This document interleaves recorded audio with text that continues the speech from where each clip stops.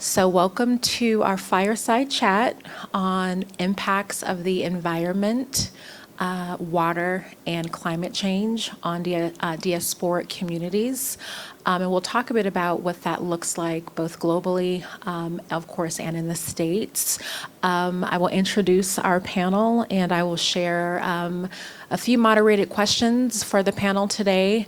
I'll frame the discussion and then we will get into it. So my name is Victoria Johnson. I'm a vice president with HDR Engineering. We are an architecture design engineering firm that works globally with federal, state, and local agencies managing all of their infrastructure. So water, energy, transportation, airports, the built environment. So I'm so glad to be with you today and serve as your moderator. And I also want to acknowledge our panelists. First, we have Frida Olvera. She is a circular economy and climate manager with Polia Environmental Policy and Legislation in Mexico City. Next, we have Calvin Souter, who is the founding partner for Souter Law Group based in Newark, New Jersey. And last but certainly not least, we have Juliet Brand, who is the general manager of Innova Equipos here in Medellin. Let's give our panelists a round of applause. Thank you so much for joining us. So I'll frame the discussion and then we'll have some thoughts. We want to leverage the fact that we have representation, of course, from here in Medellin, and we'll talk a bit about what the environmental, water, and climate impacts look like here in Colombia. We'll also hear about what we have going on in Mexico. Frida works with 17 states throughout Mexico, so want to hear about what the environmental and water challenges are, of course, in Mexico. And then Calvin and myself will talk a bit about what the impacts look like in the states. We know we have quite a bit going on with the new administration, so want to leverage a large view and landscape in terms of what the environment looks like for Black and Brown communities, how we can share best practices. We do know some of the major challenges are centered around aging infrastructure, climate change, increased storm events. We see the wildfires that recently just happened in Los Angeles, California, with disproportionate impact on the Black community in Altadena. And so as we think about climate change and its global impact, how are we leveraging solutions? How are we centering Black and Brown communities and the unique lived experiences and the socioeconomic challenges they have with regards to being resilient and rebuilding?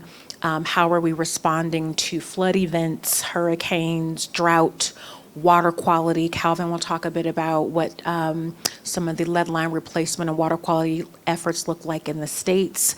And so we want to just talk about, again, what those impacts look like, how we can come together, both from a public, private sector perspective, as well as leveraging community-based organizations, NGOs, and how can we continue to share best practices as well throughout the diaspora. Certainly don't want to be, although we don't have representation from many African countries, want to also acknowledge what's going on throughout the continent and the Democratic Republic of the Congo, Kenya, West Africa, so much with regards to water quality, lack of water infrastructure, access to fresh water resources. So certainly once we conclude, certainly want to get your questions and your thoughts, and more than happy to collaborate and share more about how we can work together. So I'll start off with you, Frida. Talk to us a bit more, and I'll actually pose this to all three of you. Talk to us a bit about your work, the work that your organization does, and the impact that it has ultimately either on the environment, water, and climate change, and how is it impacting essentially the Black and Brown communities in your area? Thank you, Victoria, and thanks everyone for having me here, for paying attention to what we have to say, that it's really important, I think. Y bueno, lo que hacemos en política y legislación ambiental, POLEA, somos una organización de la sociedad civil que está basada en la Ciudad de México, pero como Victoria mencionaba, pues hemos trabajado desde el nivel federal y también con otros 17 estados del país, y lo que hacemos pues es desarrollar recomendaciones legislativas y de política pública en torno a temas ambientales, cambio climático, economía circular, bosques. sabiendo pues que todo esto tiene un impacto para el desarrollo sostenible, ¿no? Buscamos alcanzar el desarrollo sostenible y en ese sentido es que generamos estas recomendaciones. Y recientemente nos hemos enfocado en trabajar mucho con los gobiernos subnacionales porque pues reconocemos que la acción climática, entre el 50 y el 80% de las acciones climáticas que se necesitan para hacer frente de manera efectiva al cambio climático ocurren a nivel local, ¿no?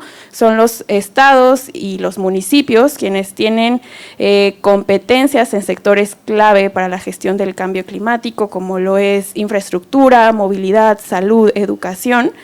Entonces, pues sabemos que ahí es donde están ocurriendo las cosas y además ahí pues están posicionados en el territorio, entonces nadie más que ellos conoce las capacidades y las necesidades de esos territorios y de esa manera pues puede identificar las acciones que son más efectivas para hacer frente al cambio climático. Thank you. Quick note, I forgot to mention, my apologies, we will have a bilingual panel today, pardon me, so Frida and Yulith will be speaking in Spanish, so if you need to get an interpreter device, please feel free to step out briefly to grab one, or she can get one for you, because we want to make sure that you can understand the conversation. And so just kind of a quick housekeeping note there. So Calvin, over to you. Talk to us a bit about your work and what that looks like in the environment, water, climate change.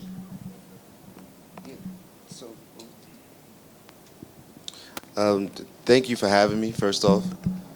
And thank you all for coming and listening to us in this, I wouldn't say exciting topic per se, but perhaps one of the most critical topics that is going on in our time right now. So in my work, I'm a real estate attorney. I'm responsible for how I define it is creating spaces and helping to develop communities.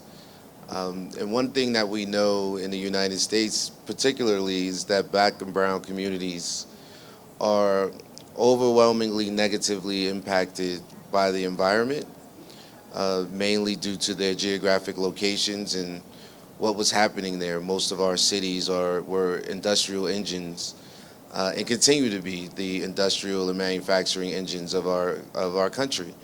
If you think about the history of America and what industrialization meant globally, we were at the forefront of that, and that was in Black and brown communities. So as we seek to rebuild these communities, we're trying to think more intelligently about how to correct some of the environmental ills that affect mainly our health and the health of our children on a daily basis. So in Newark, New Jersey, where I am based, we have the second largest port in the United States. So if you think about that from the terms of traffic that is coming through, emissions, right, and asthma in Black and brown communities, right?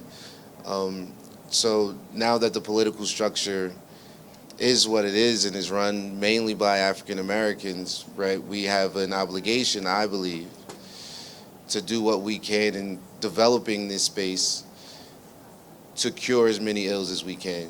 An example of that in my lifetime would be we're building a large residential complex over 13 acres. And part of that, rather than having a regular parking podium that you would normally see, we're building one of the largest green roofs in North America in that project. And it was very intentional about how we went about designing this roof. But I don't want to leave out the intentionality that we needed to have behind having folks who cared about the community in the room as we got that deal done. And that was a part of the lessons learned in one of the largest lead pipe replacement programs in the history of the United States that came out of Newark, New Jersey. So I'm grateful to have worked with my mayor to replace tens of thousands of lead pipe replacement lines, lead pipelines that go into people's homes and your drinking water, right, your bathing water. And it has some significant effects. What we learned was they tried to make it a Black and brown problem. It was actually an American problem. Any house built before 1978 had this problem, right? So you're talking about a country that's hundreds of years old. So that's millions of homes that were affected. And we were able to solve that problem in the Black and brown community and be a model to the rest of the country that affected that federal policy and resulted from a local government figuring out how to do it on its own to the federal government making a $15 billion appropriation just for lead pipe replacement in America. And even though we figured it out, no other city in America has quite figured it out yet. Thank you, Calvin. That was a great opening to the work that's going on in Newark. Julia, talk to us a bit about your work and the great work that you do here in Medellín. Bueno, buenas tardes nuevamente. Mi nombre es Juliet Brand, soy la gerente general de Innova Equipos y bueno, estoy súper contenta de estar aquí. Les voy a hacer como un pequeño contexto que quizás ya todos estamos muy familiarizados, ¿cierto? Es en temas de agua y las pérdidas que tenemos a nivel mundial, ¿cierto? El poco acceso que muchas comunidades en el mundo entero no tienen, pues básicamente en Colombia esta realidad no está aparte de eso. Tenemos más o menos que el 48% del agua que está destinada para el consumo en los colombianos se pierde, no llega a su destino final. ¿Por qué? Pues porque tenemos una infraestructura que es básicamente muy deficiente, tuberías que están poco actualizadas de más de 40 años y un problema también que es muy grande que tenemos aquí en Colombia es un porcentaje muy alto de conexiones ilegales, ¿cierto? Este impacto es, en términos generales, es muy negativo, especialmente para comunidades vulnerables y marginadas dentro de nuestro país, donde encontramos regiones, por ejemplo, como La Guajira, que esta cifra del 48% puede ascender a un 82%. Encontramos que esta región tiene en su gran mayoría un componente indígena, que aquí en Colombia, digámoslo así, población vulnerable es como negros e indígenas, mujeres que en estas poblaciones vemos que mujeres deben caminar hasta 5 horas para encontrar agua, que muchísimas veces no es potable. Colombia, por ejemplo, está ubicado a nivel de Latinoamérica en uno de los países con una mayor tasa donde mueren niños a raíz de problemas estomacales porque el agua no es potable, ¿cierto? Tenemos otras regiones como el Chocó, Valle del Cauca, San Andrés, donde la mayoría somos negros, afrodescendientes y pues somos al mismo tiempo los más afectados por estas problemáticas y pocas políticas de gobierno que tenemos en función de atacar los problemas de infraestructura y de agua. Es ahí donde entramos empresas como nosotros, ¿cierto? Que somos un partner, un aliado estratégico para los acueductos en Colombia, ¿cierto? Nosotros básicamente tenemos dos vertientes o dos líneas de negocio, por así decirlo. Una, nos encargamos de comercializar equipos que vayan en función de la detección de fugas de agua, ¿cierto? Equipos como detectores de fugas de agua o para encontrar agua subterránea o para inspeccionar tuberías y todo lo que eso significa en términos de poder ser más eficientes, ¿cierto? En encontrar esa pérdida, ¿para qué? Para que estas comunidades efectivamente puedan tener una atención temprana, eficiente y oportuna, lo que genera un mejor sistema de acueducto, de saneamiento, lo que genera que puedan tener acceso al agua potable, que es un recurso básico, ¿cierto? Y por otro lado, nuestro segundo core de negocio, por así decirlo, es prestar el servicio como tal, ¿cierto? Básicamente lo hacemos con equipos que son especializados, ideales para este propósito. Y pues en general digamos que todo eso lo enmarcamos en el impacto que tiene en estas comunidades, ¿cierto? Afro e indígenas que como ya les decía ahorita pues somos como la minoría en Colombia, ¿cierto? Los afro representamos más o menos como el 9% en Colombia, los indígenas aproximadamente un 4% y pues esto tiene un impacto muy directo en estas comunidades, pues pueden tener de una u otra forma un acceso mucho más rápido al agua potable y a un mejor sistema de saneamiento. Thank you so much, Julie. And so this was a great introduction. One, I want to commend two Black-owned businesses for your work, respectively, of course, here in Medellin, a woman-owned Afro-Colombian business, and then, of course, Calvin, an African-American-owned business in the States, as well as Frida, the work that you're doing in Mexico City with regards to climate change.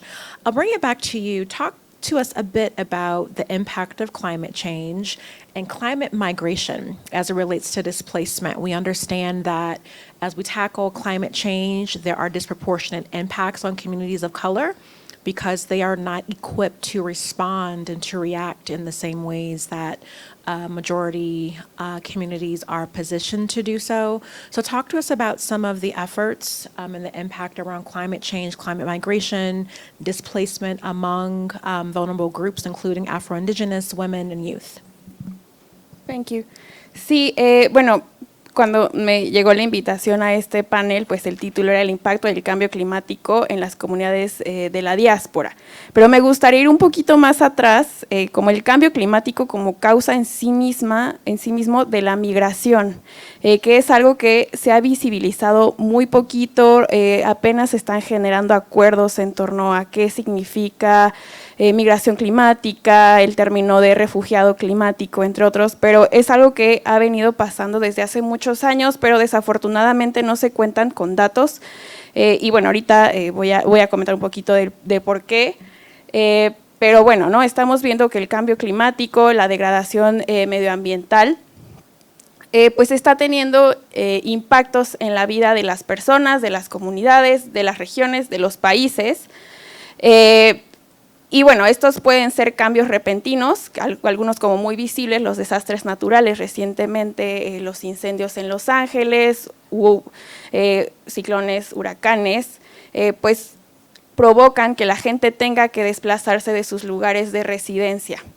Pero también hay cambios que son como más de lenta aparición y que también provocan migración, como las sequías, los cambios en las precipitaciones, pues derivan en un menor rendimiento de los cultivos, y bueno, la gente que depende de la agricultura o de pesquería o de otras actividades que dependen del clima, pues pierde sus medios de vida y se ven obligados o deciden desplazarse.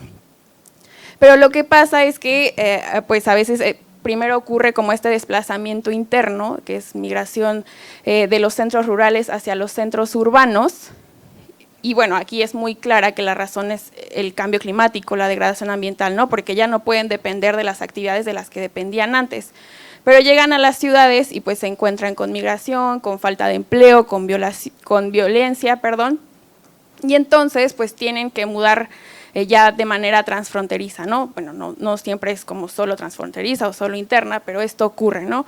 Y pasa que cuando llegan, por ejemplo, la caravana migrante que viene de Centroamérica y va hacia Estados Unidos desde hace mucho, pues se sabe que las razones pues son cambio climático, pero allá pues además la migración es multifactorial, se conjugan muchas cosas, pero pasa pues que al llegar allá se le atribuye a razones económicas o sociales, pues cuando la causa principal fue el cambio climático. Entonces esto pues dificulta medir, pero por ejemplo ya hay varias estimaciones, el Banco Mundial en un informe que ya tiene hace varios años que fue publicado, pero estimó que 153 millones de personas a nivel global se verían obligadas a desplazarse de manera interna por motivo del cambio climático. Que no es una cifra menor y que, bueno, ya hemos estado hablando de a quienes afecta, como decía Victoria, quienes tienen una menor capacidad para responder a todos estos efectos del cambio climático. Entonces, la mayoría de estos desplazados que se esperan hacia 2050, los 153 millones que comentaba, se localizan principalmente en la África subsahariana, en América Latina y en el sur de Asia, ¿no? El 55%, bueno, más bien, en regiones en desarrollo que albergan al 55% de la población.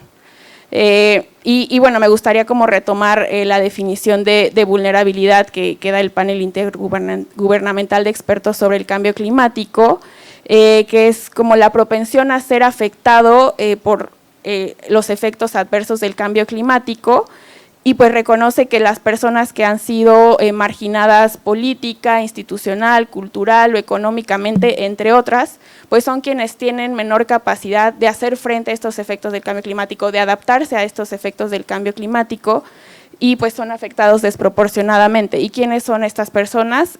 Los grupos en situación de vulnerabilidad, las comunidades indígenas, las mujeres, los niños, los adultos mayores, que bueno, son los que están siendo afectados en mayor medida. Entonces, pues para cerrar como esta primera idea, la necesidad de reconocer y visibilizar que el cambio climático está provocando y ha provocado desde hace muchos años la migración, y además la seguirá provocando, ¿no? Porque la tendencia es que el cambio climático se está agravando, las respuestas que estamos dando no han sido suficientes y los fenómenos hidrometeorológicos extremos pues cada vez son más frecuentes y cada vez más intensos. Entonces, bueno, me gustaría dejarlo por aquí en este momento. Thank you so much, Frida. You're so right. As climate change continues, climate change is not coming, climate change is here. And so the solutions certainly have to be just and inclusive. So definitely look forward to talking more about that.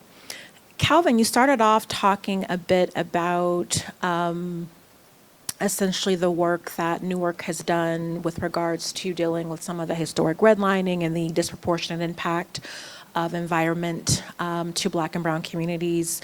Tell us a bit more about some of the lead line replacement efforts in the city. We understand there's been wide recognition that Newark has received both in the U.S. And abroad with regards to some impacts to socioeconomic conditions in Newark to create jobs through lead line replacement. Of course, dealing with, the aging infrastructure in your community. Give us a bit of a deeper dive of what that's looked like and the positive impact that's had on the Black and Brown communities in Newark. Thank you for that. I think first we should talk about how these things are framed in our communities, right? To how folks want to view our communities. In Newark, New Jersey, about 12 years ago now, there was what we were referring to as a water crisis, which was simply the acknowledgement that the pipe that connected your individual home to the main water supply outside of your home was a lead pipe, right? And over the years, that particular pipe would the lead would leach out of the pipe into the water system, and that's what we're drinking, right? Like if you turn your faucet on, you're drinking that. We've all come to learn the effects of drinking lead. The media made it into a story about Newark and its inability to manage its water supply. The reality of it was that the issue is an issue that had been known about for decades. They'd known about it going back into the 1980s. There had been studies after studies done on this particular lead pipe, and the issue became one that was very difficult for politicians because that pipe technically belongs to the homeowner, right? It's not the government's pipe. So even though you were tapping into the main system, right, this pipe was the pipe that went onto your individually owned piece of property. So the government really had no authority to go in and change this, right? And how we receive information, I think, is key. The national media, mainly because of politics and the political race that was going on, made it about bad management. The reality of it was those earlier studies were national studies that tied into that pipe, that very same pipe, in homes across America. So white communities where folks were buying $1 million homes, they had that same pipe, but we were not talking about it. It became a very Black and brown thing. So in the midst of this crisis and trying to figure out how do we fix it, right? We're in the spotlight. How do we solve this problem for Black and, hundreds, about 350,000 mainly Black and brown families in Newark, New Jersey? We came up with a scheme to do it. We came up with a plan to be able to go in and use the law and the powers of eminent domain and the control that the government has to be able to say, we're going to go in and without going into your home, there was a way to remove that pipe and to replace it. Obviously, we went around and we spoke to people and we asked permission before it was actually done. But there was also that mechanism put in place that if we just needed to go and replace it, that we could. The beauty of this major lead pipe replacement is that the community was involved at every single level of this, right? So it wasn't some folks you didn't know from outside of your community coming in.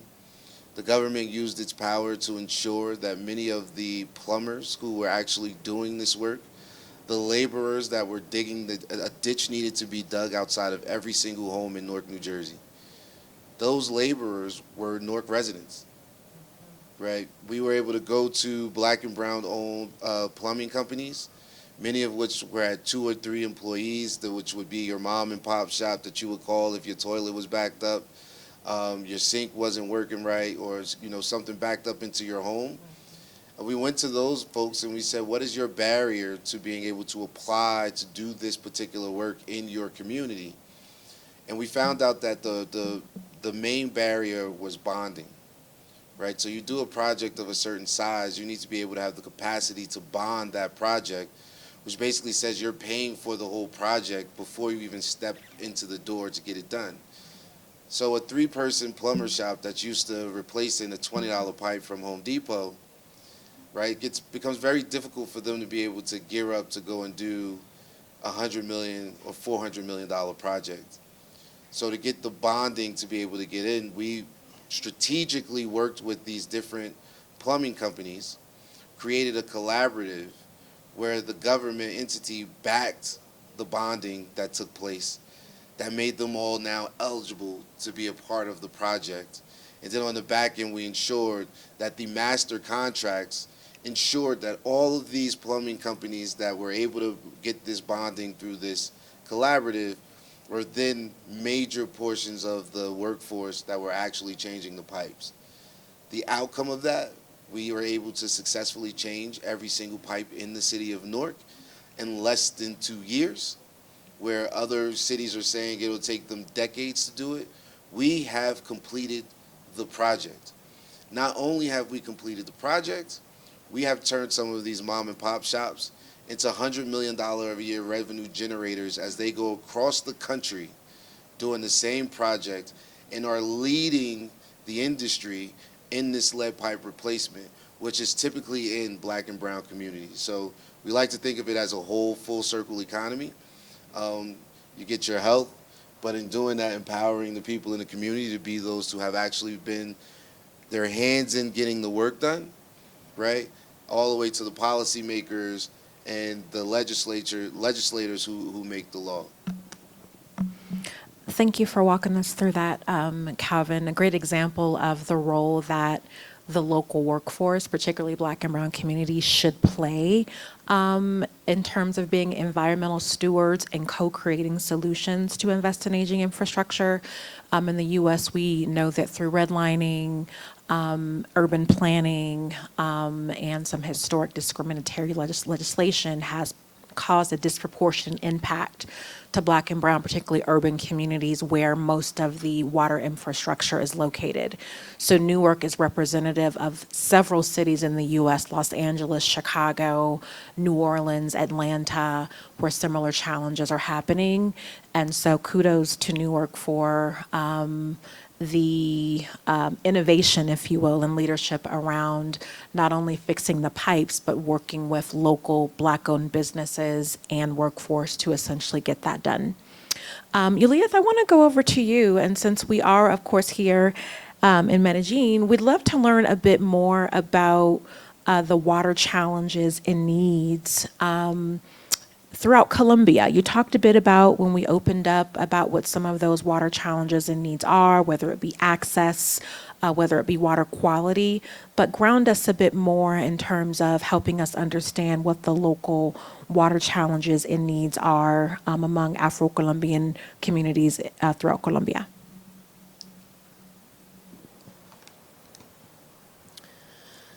Pues bueno, Yo diría que los desafíos más grandes que enfrenta Colombia los enmarcaría básicamente como en dos vertientes, que es la falta de infraestructura óptima, se conecta mucho con lo que decía nuestro panelista anterior, ¿cierto? Aquí también tenemos grandes problemas en temas de tuberías, de que están realizadas con materiales que no son amigables con el medio ambiente, que dentro de esas tuberías encontramos una gran cantidad de residuos pues que al final derivan en muchas enfermedades.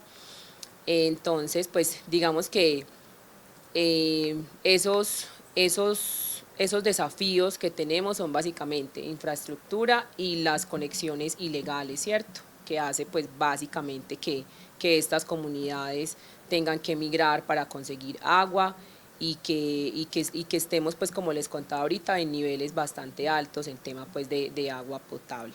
Esos son los desafíos que yo considero que tenemos como más grandes en nuestro país. A nivel de Medellín, ahorita que conversaba pues con Victoria, pues Medellín obviamente somos una ciudad un poquito más desarrollada en temas de infraestructura en comparación con otras comunidades afro e indígenas de nuestro país. Si bien, digámoslo así, Colombia todavía en materia de políticas, pues se han enmarcado diferentes estrategias para que, digamos, se pueda como ir cerrando la brecha de esas comunidades donde no tenemos agua, todavía hay muchísimo por hacer. Tenemos enmarcado que por planes, digámoslo así, gubernamentales, que para el 2030 toda la población pueda tener acceso al agua potable. Sin embargo, es una lucha que hemos tenido desde hace muchísimos años y pues bueno, faltará ver de aquí a 5 años cómo se va como llevando el tema. Han surgido también diferentes organizaciones que digamos se han unido, por ejemplo como Andesco, que son organizaciones muy importantes y un gremio pues también a nivel corporativo para nosotros importante, pues digamos que son entidades que sacan a la luz, por así decirlo, problemáticas más grandes y específicas de cada departamento, no solamente en temas de agua, en temas de energía y en toda la repercusión pues, que tiene que al final pues, las políticas gubernamentales no estén tan fuertes. Okay, thank you for walking us through that. Common challenges as well in the U.S., even with regards to illegal connections, and you mentioned some of the needs for developing infrastructure. We have communities like Selma, Alabama in the U.S., and several parts of the rural South, as well as on the West Coast, that also have rural and remote communities that still do not have standard water infrastructure. So certainly some commonalities there. And so as we shift into kind of our last segment, we've got about maybe 15 minutes left. I want to talk a bit more and lean in a bit more on the impact on the work that the three of you do. And Frida, you talked to us a bit about, of course, climate justice and the importance that, of course, we are considering vulnerable communities and their unique lived experiences in terms of climate and just solutions, but also want to hear a bit more about how you're working to ensure that vulnerable groups are considered in climate change decision making, and how do they also get a seat at the table? Gracias, Victoria. Sí, justamente como mencionas, el término de justicia climática pues ha ganado terreno los últimos años porque pues no es posible invisibilizar las justicias que se han asociado tanto a las causas como a las consecuencias del cambio climático, ¿no? Y cuando hablamos de esto, es algo que se ha denominado triple injusticia, en cuanto a tres aspectos, ¿no? Primero, la responsabilidad sobre el cambio climático. Son responsables de más de la mitad de las emisiones causantes del cambio climático a nivel global, aquellos países, regiones y personas que tienen mayores ingresos, todos los patrones de producción y consumo que estos países, personas, regiones tienen, pues son más contaminantes, tienen una mayor huella ecológica.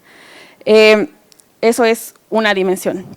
La otra dimensión es que las afectaciones, ¿no? Que es lo que ya hemos estado mencionando, pues el cambio climático afecta en mayor medida, de manera desproporcionada, a aquellas personas de menores ingresos, quienes son menormente responsables por esta crisis climática. Ya hablábamos de los grupos en situación de vulnerabilidad, que pues son afectados en mayor medida por el cambio climático y que pues esto profundiza las brechas de desigualdad preexistentes, ¿no? El cambio climático viene a empeorar su situación.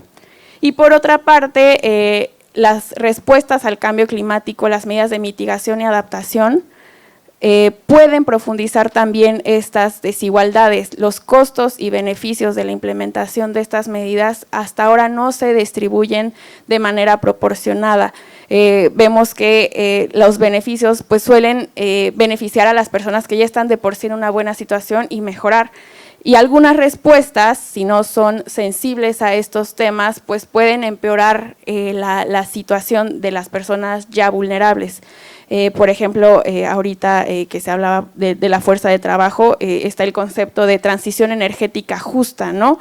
Sí hablamos de transición energética justa, pero ¿qué va a pasar con todos esos trabajadores del sector de los combustibles fósiles que pues se van a quedar sin trabajo cuando se haga esta transición hacia energías renovables? O también, por ejemplo, hablamos de, en México es algo que está ocurriendo, donde se instalan los parques eólicos, pues a veces son en tierras que se han despojado a comunidades indígenas. Entonces, es así como vemos que estas respuestas pues también tienen impactos desproporcionados, no son respuestas, digamos, neutrales. O también, por ejemplo, las baterías de litio con las que se hacen los paneles solares también son altamente contaminantes. ¿A dónde van a ir todos esos residuos, no? Y justamente ahí van haciendo todo este concepto de justicia climática. Y me gustaría recordar en este punto pues que el cambio climático es producto de un modelo de desarrollo económico. El mismo modelo de desarrollo que ha generado el cambio climático también ha provocado las desigualdades. Entonces, no podemos hacer soluciones falsas ni parches a todos los problemas que tenemos. Tenemos que resolver el problema de raíz. Las acciones climáticas por sí mismas pues no son como buenas. Se tienen que, o sea, la dimensión económica y social siempre tiene que estar incorporada en todas las decisiones y justo me gusta decirlo así, una dimensión, porque no podemos hablar de lo económico, lo social y lo ambiental, sino a mí me gusta hablar de este modelo que le dicen de la dona, donde el crecimiento económico pues tiene límites sociales y tiene límites ambientales, entonces siempre tienen que estar considerados en la toma de decisiones. Y bueno, volviendo al tema que les mencionaba de justicia climática, de cómo incorporar esta visión de justicia en la acción climática, se han hablado de cuatro vertientes de esta justicia. La primera es la justicia de reconocimiento, ¿no? En primer lugar, reconocer que el cambio climático, lo que les decía, afecta de manera desproporcionada a las personas, a los países, a las regiones, tanto en sus causas como en sus consecuencias. Y esto se tiene que reconocer y visibilizar. Luego, la otra es la justicia distributiva, que es lo que ya mencionaba, los costos y beneficios, cómo se van a distribuir entre todas las personas. La otra es la justicia de procedimiento, que aquí es a donde vamos con la pregunta, cómo involucrar a las personas que están siendo más afectadas en la toma de decisiones, porque ninguna política que se cree va a ser justa si no se escuchan las voces de todas las personas y particularmente de aquellas personas pues, que se encuentran en una posición de desventaja. Y finalmente, la cuarta dimensión de la justicia climática es la justicia restauradora, ¿no? De reparar los daños que ya han ocurrido y a la gente que ya ha sido afectada, ¿no? Entonces, bueno, esto es la justicia climática y algo que hacemos en política y legislación ambiental, pues es justo tratar de actualizar las legislaciones que pues ya el Acuerdo de París 2015, entonces como que alrededor de esas fechas es que las leyes, los estados, los países que tienen leyes en materia de cambio climático, pues desarrollaron sus leyes. En México, por ejemplo, la Ley General de Cambio Climático fue creada en 2012, pero en 2012 pues todavía no teníamos como esta noción que les comento de justicia climática y en ese sentido pues es fundamental ir articulando órdenes jurídicos que sean sensibles a estos temas de justicia climática. Y esto incluye pues todas estas esferas, ¿no? Desde reconocerlo, definir qué es la justicia climática en una ley y la parte fundamental que es la de procedimiento, ¿no? Cómo generar mecanismos de participación que sean efectivos y que de verdad permitan que las personas en situación de vulnerabilidad participen en la toma de decisiones, tienen que ser escuchados y solo de esa forma se pueden generar políticas, bueno, desde la legislación como el marco general y a partir de ello pues políticas y programas que respondan a esas necesidades, ¿no?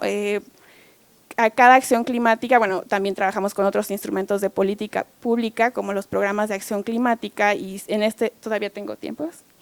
En este desglose de acciones, pues siempre se puede meter de manera transversal. Estamos hablando de la acción climática, pero entonces siempre se tiene que también tener en cuenta cuáles van a ser sus impactos en las personas, ¿no? Y cuáles van a ser sus impactos económicos. Entonces, pues así, desde el marco jurídico, ir integrando estos conceptos para que todo lo que de ahí derive, los programas, las acciones, pues tenga en consideración todas estas dimensiones.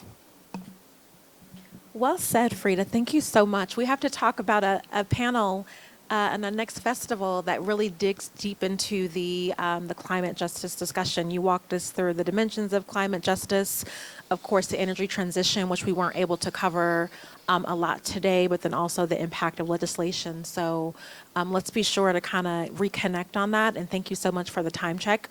And so Calvin and Yulith, I'm going to go over to both of you. I'm going to ask if you can just keep your comments deep but brief as we are moving to close and want to get some questions from the audience. So Calvin, in the work that you do with your firm, talk to us a bit about some of your work with regards to connecting private investment to the public sector through public-private partnerships, and the importance of connecting stakeholders essentially to support investments in infrastructure, particularly in Black and Brown communities, as we know that as the public sector tries to do some of this work, funding can often be an issue, particularly as we know as we move into a new presidential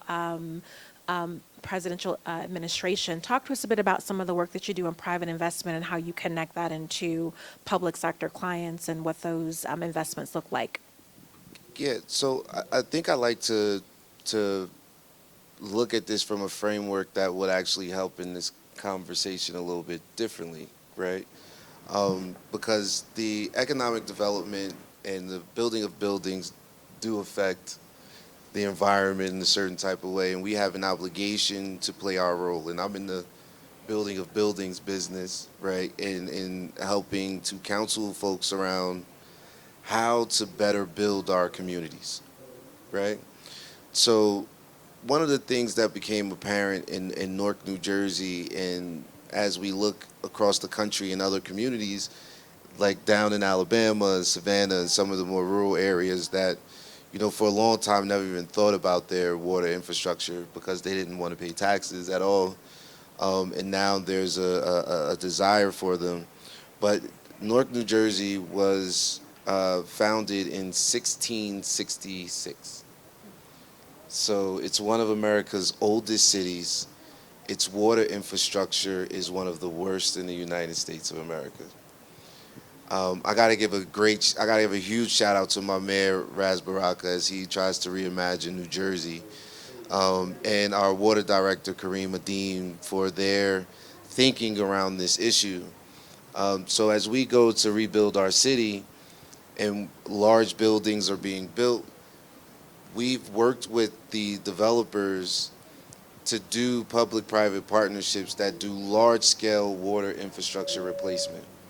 So like in our downtown area where we expect to put another 15,000 units over the next 10 years, we looked at the three largest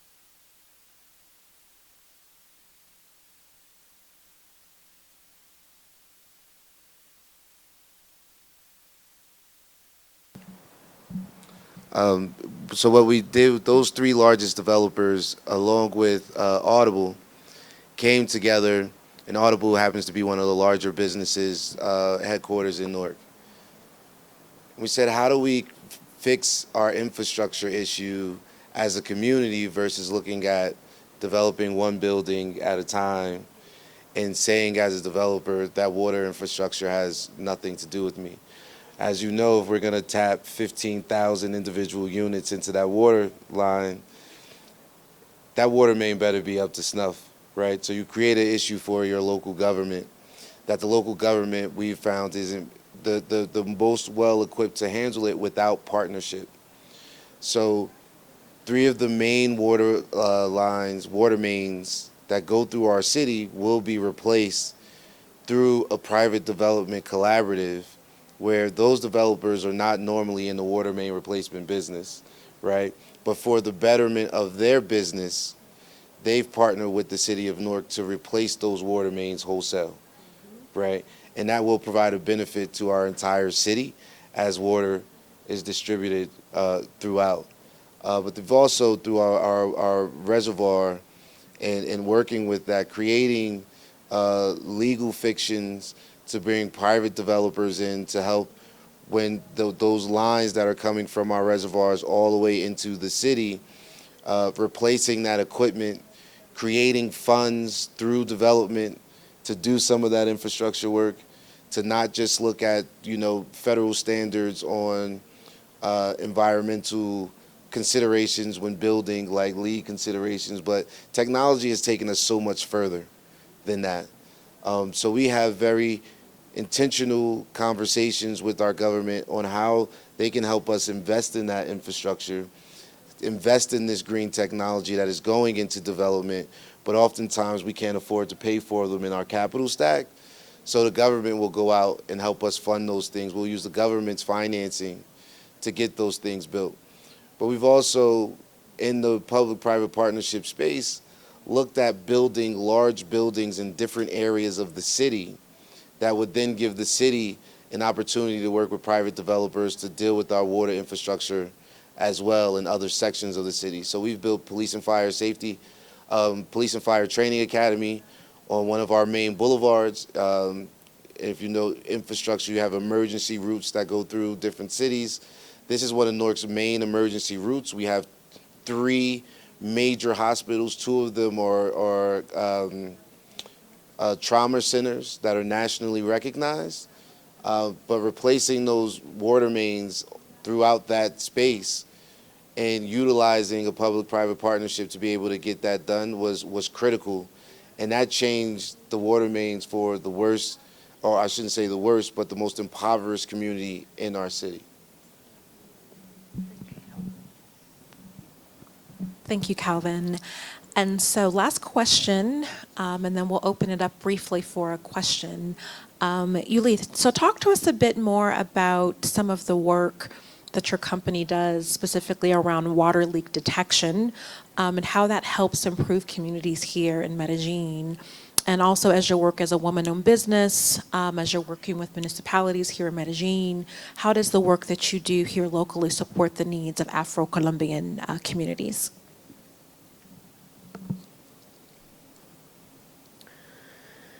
Pues bueno, básicamente como les decía al principio, nosotros somos un partner o un aliado en la prestación de este servicio, ¿cierto? Que básicamente pues los impactos mayores los vemos, digámoslo así, como reflejados a nivel social, a nivel económico y a nivel ambiental en el tema de detección de fugas de agua.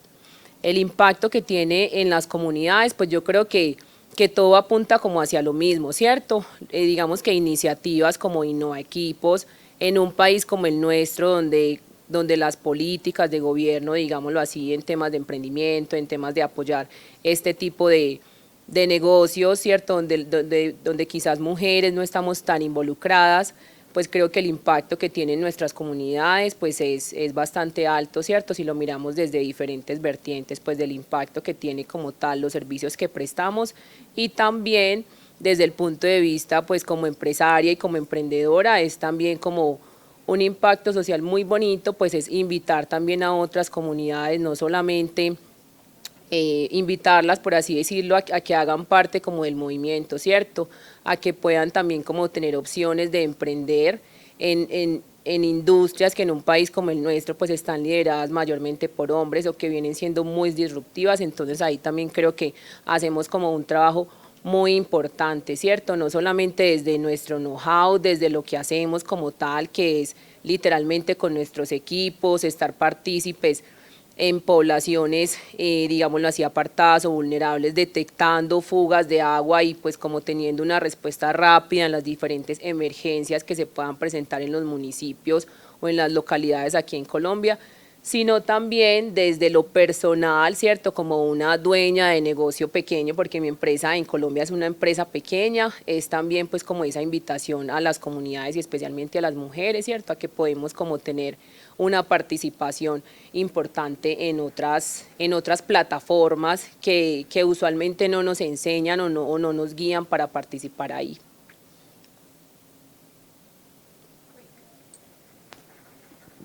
Great. Well, thank you so much. Certainly, to your point, the importance of representation of women, of course, in a male-dominated industry, certainly has impact, social impact on communities, as well as, of course, some of the technical work that you're doing in the water space. So with that, I will close the question portion. I know we're at time. Hopefully, we have time just for a question or two for the audience. So we'll open it up to see if we have any questions.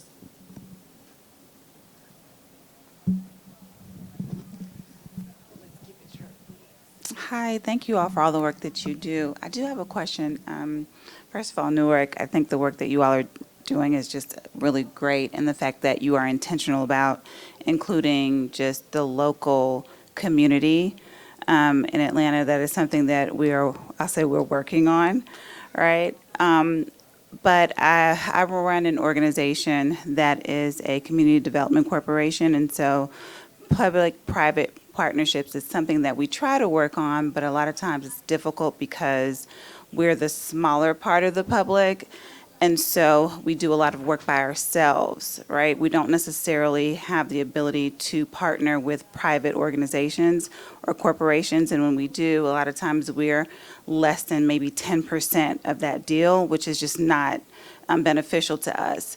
So with that being said, as we're representing the communities and the people that the people in those neighborhoods, what would you suggest or what do you recommend as ways that we can incorporate different strategies to combat climate change in our projects that are still impactful but don't necessarily cost as much as if we were working with these larger organizations? Because we all know that while some of the infrastructure projects that we're talking about have great solutions, they're very expensive. And so when we're talking about them on the neighborhood level, there's got to be some sort of balance there that we can still be impactful, but maybe not as cost prohibitive as some of the strategies that we were discussing. I'll tackle that from I'll always go back to where the government sits in these things.